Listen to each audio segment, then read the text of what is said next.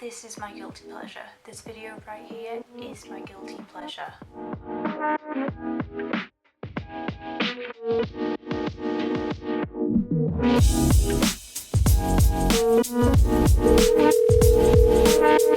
We're sorry, the number you have dialed is not in service at this time. Hello and welcome back. Last night I did some reading of my non-fiction book about Alan Turing. I had the best time. It was so good and it's been so long since I have read non-fiction and I absolutely love it.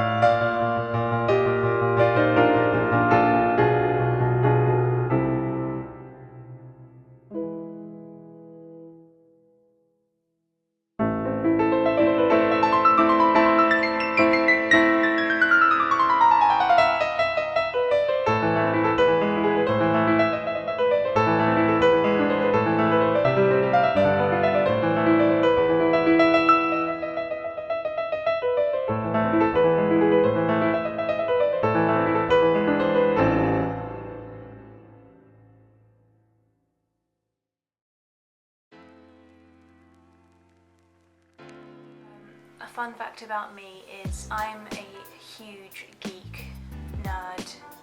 I love science, I love history, I love knowledge. I think it's fantastic, and if I had the option, if I could afford it, I would probably still be in university. It is probably a very far-fetched dream of mine to eventually get a doctorate in English literature.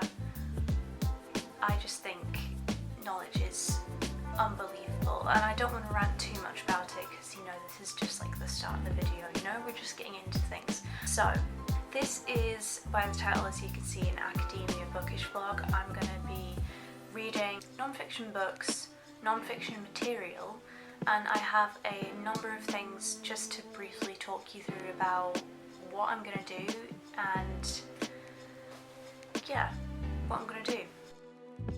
H2O on the go. Drink your water. I read and annotated 10 pages of this book last night. Absolutely, I love doing this. Annotating books and having them is almost just as good as reading them, like just reading them alone. Obviously you're reading as you tab them, but the experience you get from annotating and having a book is just as good as reading a book start to finish and being obsessed with it. So as well as trying to work my way through this, in this video I would like to get to page 100 of this, and last night we just got to page 40, so I've got quite a bit to do in this video, but I'm gonna have loads of fun doing it. Other like side kind of projects, learning projects I have is I am learning about biology. I did biology in high school, but to be honest, I don't remember much at all, quite simply because my class was not that, it wasn't very good. And looking back at high school, I've changed so much. I'm a lot more confident to speak my mind and to say, that doesn't make any sense, can you explain it to me? Whereas when you're in high school, you're so self-conscious about what people think of you. You're scared to ask questions because you don't want to look stupid. And I really wish that it was just ingrained more on me that the smarter you are, the more questions you ask, you know? You can't just learn stuff without asking questions. So I am learning biology. I also have a book that I'm going through that talks about physics, and I have a book on general medicine which I have been slowly making my way through, but I wanted to like go through biology, probably some chemistry first before I really sink my teeth into that general medicine book. Also, I have to say that I am an amateur, like I'm learning all of this stuff by myself. There's a good chance that some of the information I pick up is wrong, okay? So don't take what I say as bedrock, and if I am wrong, then tell me in the comments, because I'm gonna learn, I want to learn, and if I'm wrong, I want to know, so please correct me, that's absolutely fine, I welcome criticism. Yeah, so got that book on general medicine. I also have a book that's just called Science for the Citizen that talks through multiple scientific theories. It goes into, maybe I'll show you in this video. It's kind of complicated when I think about it really, and it's hard to like sum up what it does. It takes like complex scientific theories and puts it in a slightly more digestible form. That's why it's called Science for the Citizen. But it is still an old book, and it does still require a lot of concentration for me to get something from it. I also picked up a book on microbiology that I'll probably read at some point. Again, this is like long-term stuff. This is what I have, what I will be working with over the years. It may well take me my entire life to go through these books, but you know what? I'm going to be learning stuff in the process, and I'm stoked. And the other two books that I think of on the top of my head that are non-fiction, which you will probably see highlighted in videos to come. One is my book on the history of English literature. You have seen that, and I still love that book. Still want to read more of that. and Winston Churchill. I am going to be reading about him, truly just for educational purposes. Gosh, I'm such a nerd, but I love it so much. I'll give you a little look of my biology notepad that I've got. I'm a visual learner, so that's why I love annotating so much in my books, because that's how I'm ingesting the information, how it's going to stay there. So first page, biology, laid out like that. That's just what I was feeling at the time. And then you're going to see that each page is very different and sporadic. Quite simply, this is just how I take in the information. Next page, simple talk of history when it comes to biology, continuing that. And what I will probably do in this video is we're still talking about the history of biology, and this is just a layout I decided to go for. I don't really know why I decided to do this, but I thought it was weird, different, and because of that I'm hopefully going to remember the information I put on this page. Yeah, so I will be I will be writing down the information that I learned from biology. A lot of it is taken from Wikipedia, sometimes with other sources. It's just quite simply, I will go down a rabbit hole on the internet and I just won't stop until I've had enough. Does that make sense? So this is truly just information that I am picking and I am choosing to write down and learn. I really hope I don't sound like a complete doofus in this video, but this really is my guilty pleasure, and I also don't really care. Yeah, I don't care. This is just awesome. Okay, so what I am going to do now, I was thinking I actually want to reorganize my book stash upstairs. It's not a library just because I don't have any bookshelves. That is something that will change in future. And I want to put all of my studying non-fiction books in one pile so that it's easier for me to just pick them out when I want to read them and do this kind of bookish video. So yeah. Also in this video I'm going to be doing more bullet journaling because that just helps me with my organising process with like videos and stuff and my own writing. Yeah, let's get into it. Let's learn some stuff. So I reorganised my books the way I wanted them. I'm a lot happier with how this looks. Here we have my newer books I haven't read yet, some secondhand books, this pile unread, middle pile from the English literature book down is my non-fiction. Then we have the Born Identity trilogy. There just wasn't really any other space for that, and if I can't put that book on top of that without it wanting to fall over, so that's just the way that is. And then on the other side we have the books that I have read. So we've got Affinity's End, Watermelon, Goldfinch, Prayer of the Orange Tree, Nelson and Mother, Persuasion, Wartime Brides, Lonesome Dove, The Familiar, Flawed, Leviathan Wakes, Sherlock Holmes, Swarm, two other books from CJ Cherryh, and we have an almanac that I picked up years ago. So those are all of my books. I really don't have many. Of course I want more, but I need to have some bookshelves before I consider getting a lot more books.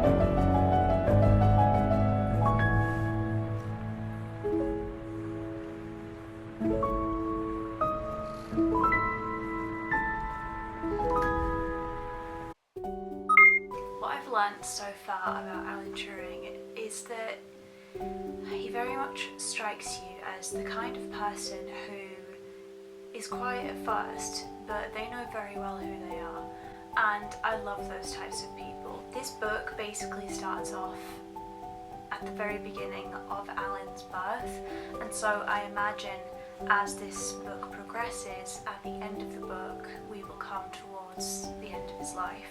So I'm at the part now where he is very much in what we would call high school, but I think it's a boarding school that he goes to. He is very much, he's learning who he is, how to cope in awkward teenage situations, and his hormones are developing, and he's realising that he's not like other boys, he's not attracted to girls.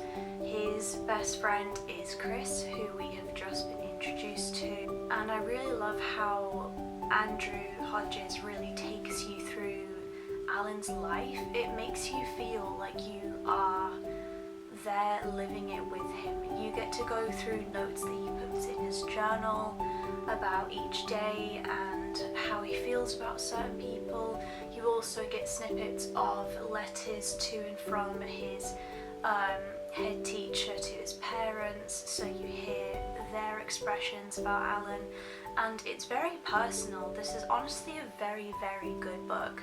It's probably, because it is a non-fiction, I do very much agree with the fact that you shouldn't always put ratings towards non-fiction, because you know it's fact and it's just someone's expression of another person's experience and the research that they have done.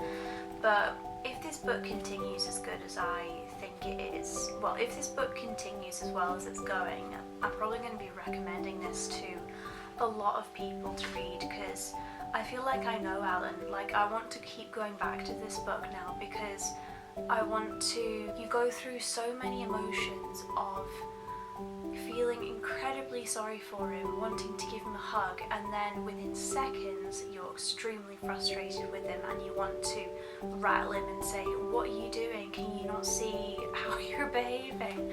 But that is the beauty of Alan's character, and also how Andrew Hodges has portrayed his life through this book. In the very middle of the book we also have pictures of Alan and his family, and later on as the book progresses you get to learn more about his experience with how he came to create the Enigma machine, which is what I'm very interested in. This is a huge book. It is 700 pages.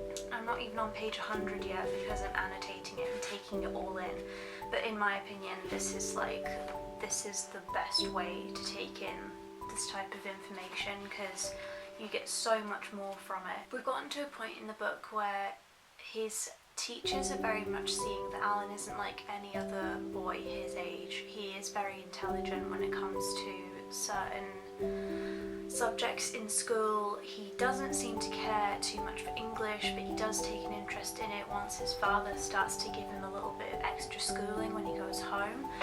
So that's nice to see, considering the fact that Alan doesn't start off having the best relationship with his dad.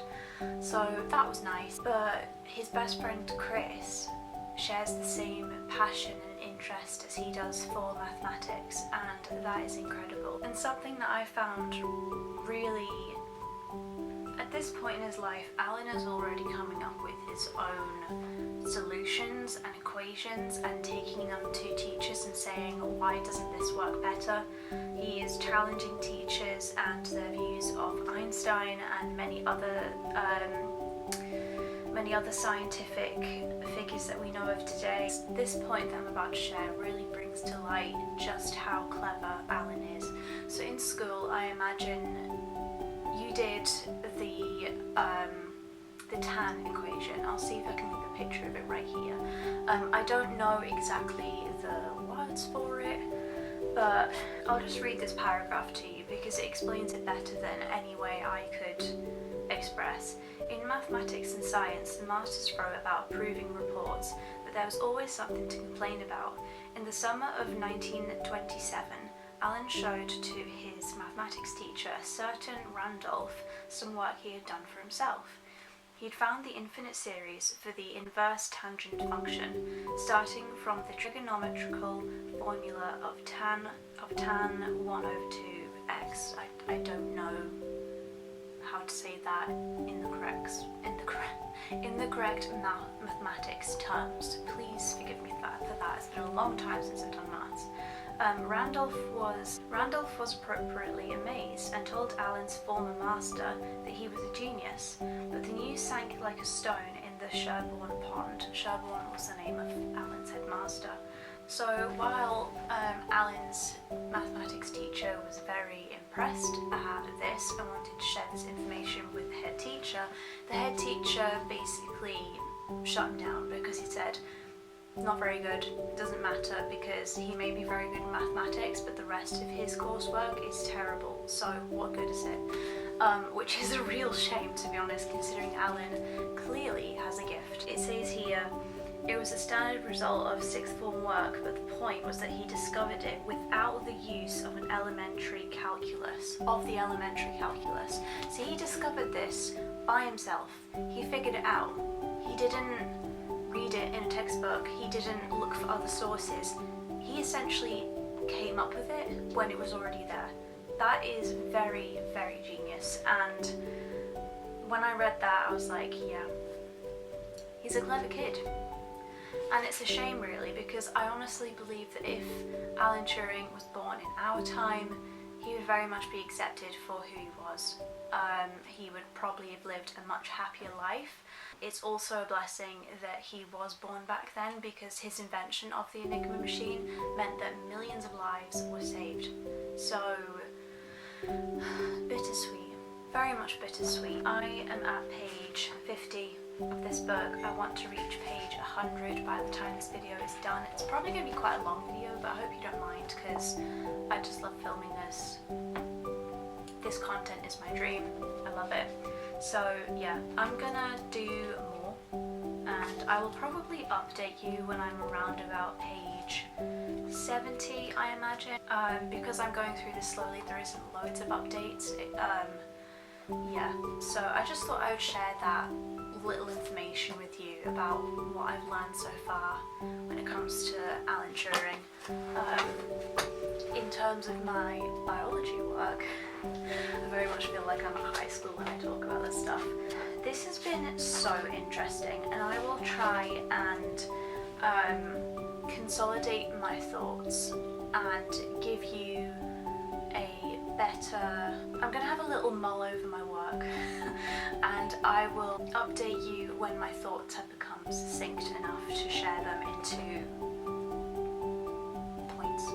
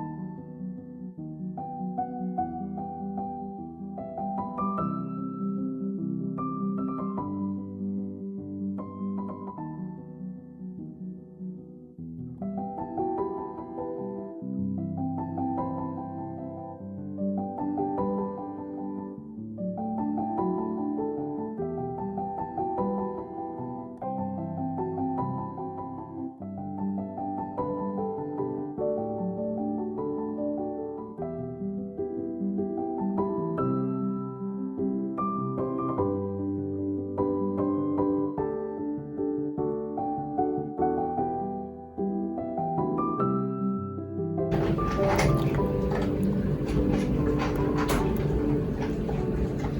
the process of filming this video, I've come across something called the thoughtful daughter aesthetic, which is honestly, I could go on a hour ramble about aesthetics and how they cheese me off. But please listen to what I have to say about this. The thoughtful daughter aesthetic is basically articulating thoughts on what you've read. Yeah. I honestly don't think you could make that an aesthetic because it comes hand in hand with what I think of as academia. Basically, learning, having your own unique point of view, expressing that and being inspired by literature, all of that comes hand in hand with academia, in my opinion. So because of that, I've named this video Academia, Bookish Blog, Thoughtful Daughter, that kind of thing, because I imagine hopefully this is what people think of and what people will be drawn towards, because I do have a lot of thoughts as I'm coming at you with another update on my Alan Turing book. I didn't know that this book was going to go into so many levels of Alan's personal beliefs, and I have found them truly captivating. And there's something, if you've watched the Imitation Game movie, then you know that Alan's best friend Chris died of, I think it was tuberculosis or lymphoma. Yeah, he contracted bovine tuberculosis, which is very sad. And you go through Alan's process of grief, missing him and thinking about the afterlife, and he wrote something very interesting after visiting Christopher's family's house, because he had to go through all these things like being in Christopher's room. He even slept in his sleeping bag when he stayed over there, which smelled of him, and he saw his clothes, obviously some of his personal belongings. So it was a very emotional time for Alan. And in all of this, it's becoming clear that Alan is roughly about 18, 19 years old at this point, so he's more or less a full-grown man. He has his own thoughts, his own beliefs. He's thinking about the afterlife, and as he's going through all of these personal experiences to him, he is thinking about Chris's presence. And he wrote something in his book with the following explanation called Nature of Spirit, because he felt so incredibly strong about his time in Christopher's family house. I'm going to read you this passage. It's quite a chunk, so if you want to skip ahead, that's completely fine, but I found this really interesting because it's kind of similar to how I feel. Not quite, but it's similar, and I just found this really captivating. It says, "It used to be supposed in science that if everything we know about the universe at any particular moment, then we can predict what will be through all the future. This idea was really due to the great success of astronomical prediction. More modern science, however, has come to the conclusion that when we are dealing with atoms and electrons, we are quite unable to know the exact state of them, our instruments being made of atoms and electrons themselves. The conception then of being able to know the exact state of the universe then really must break down on a small scale. This means that the theory which held that as eclipses, etc., are predestined, so where all our actions break down too." His spelling is a little bit wonky, to be honest, but it's fine, it's authentic. "We have a will which is able to determine the action of the atoms, probably in a small portion of the brain, or possibly all over it. The rest of the body acts so as to amplify this." That makes sense. If you need to go back and listen to what I've just said, then do that, because this is really interesting. "There is now the question which must be answered as to how the action of the other atoms in the universe universe are regulated, probably by the same law and simply by the remote effects of spirit, but since they have no amplifying apparatus, they seem to be regulated by pure chance. The apparent non-predestination of physics is almost a combination of chances. Personally, I think that spirit is really eternally connected with matter, but certainly not always by the same kind of body. I did believe it possible for a spirit at death to go to a universe entirely separate from our own, but now consider that matter and spirit are so connected that this would be a contradiction in terms. It is possible, however, but unlikely that such universes may exist. It says, as regards to the actual connection between spirit and body, I consider that the body, by reason of being a living body, can attract and hold on to a spirit, whilst the body is alive and awake, are two firmly connected. The two are firmly connected. When the body is asleep, I cannot guess what happens when the body dies. The mechanism of the body holding the spirit is gone, and the spirit finds a new body sooner or later, perhaps immediately. And this is why I imagine he's thinking about reincarnation. As regards to the question why we have bodies at all, why we do not or cannot live free as spirits and communicate as such, we probably could do so, but there would be nothing whatever to do. The body provides something for the spirit to look after and use. I just found what he said here really interesting, thinking about the life in our body. I imagine what some people think as like the spirit, the soul. Just move my tab back because I misplaced it to read. I just found it really interesting, this part, as I personally believe what the Bible says about life and death. It's just interesting thinking about your own beliefs as you go through all of this.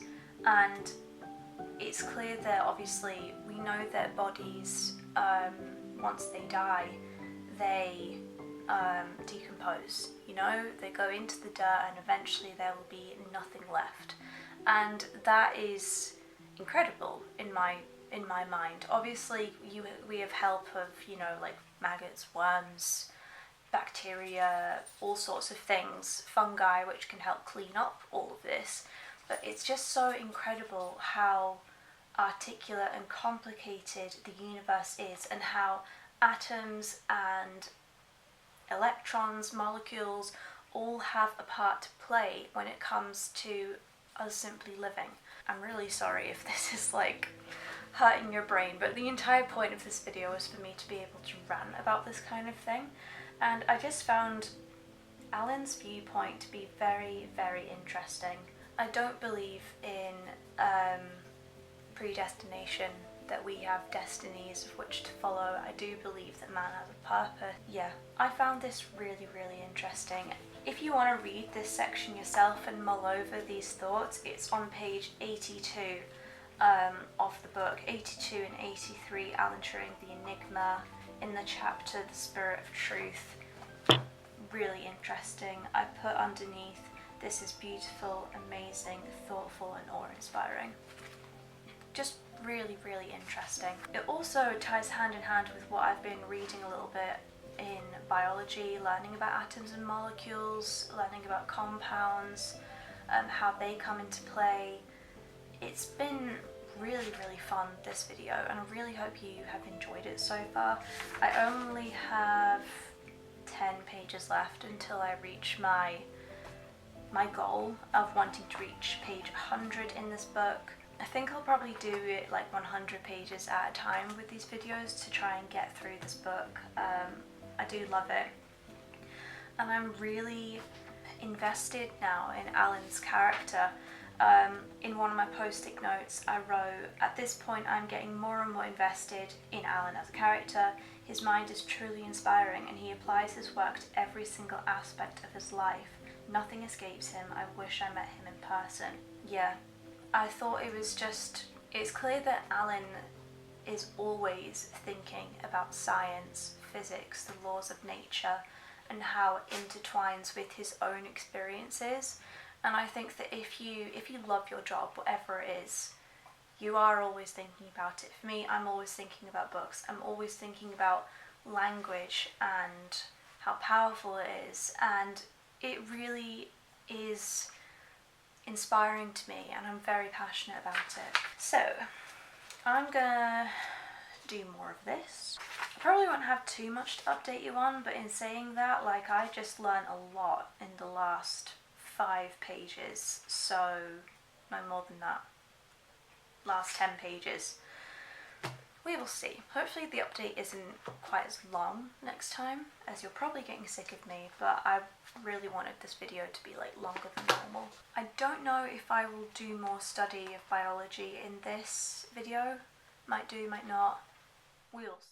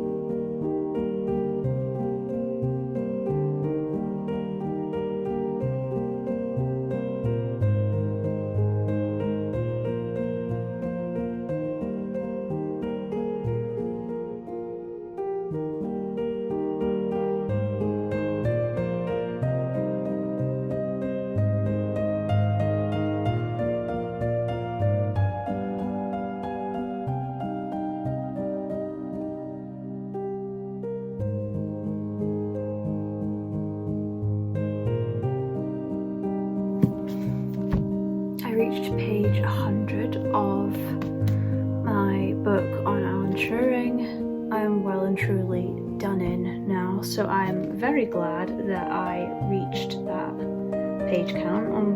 Got up to page 100.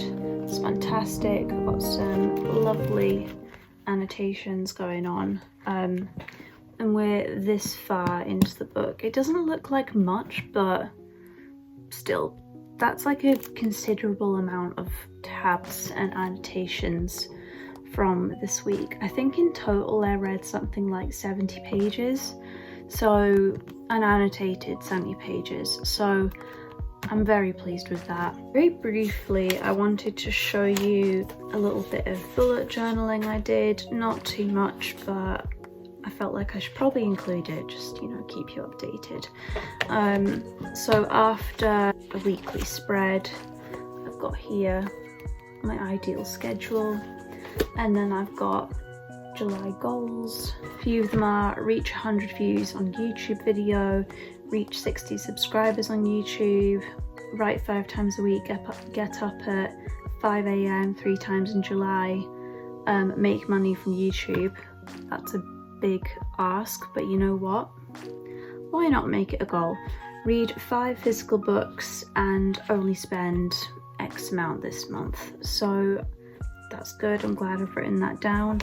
And then I've got writing tracker and reading tracker on the other page. I really like that, and it means I can actually see how much work I'm putting in, which is something I always struggle to gauge, but I'm glad to see it. I haven't read much at all. Well, I have read a lot in June. The thing is that I didn't start tracking it until last week. No, not last week. Was it sooner than that? Yeah, it must have been sooner than that.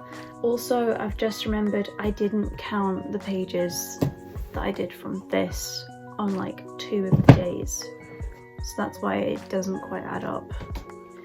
Anyway, pretend that is not a mistake. So yeah, glad I did that, and I'm really proud of this next monthly spread, monthly opening, start of the month, that kind of thing. Got July here. Got a teapot, candle, coffee, kind of like the inside of someone's house. But what I love the most is that obviously it's like cut out, so the next page is actually a picture that I drew, and that's Percy. I drew Percy. I love that. So that makes me very happy. So overall, a very productive week. I'm finishing this video on a Sunday, so I'm excited for the next week. Hopefully get this posted tomorrow sometime, and I've got a lot of content to come in the future. I did a little bit more of my research into biology. I didn't do much because I was absolutely exhausted at that point, but just to show you, did a little smidgen of work. Happy with that. Overall, really enjoyed this week, and I feel like I've gained a lot from it. I really hope you enjoyed this. This is like a really different type of video content. This is a very different type of content that I'm putting out onto YouTube. That's what I think anyway. I haven't seen anything like this. So I really hope that you enjoy it and you enjoy listening to my nerdy rants about all sorts of stuff. Thank you for watching, and I'll see you in my next video. Toodles!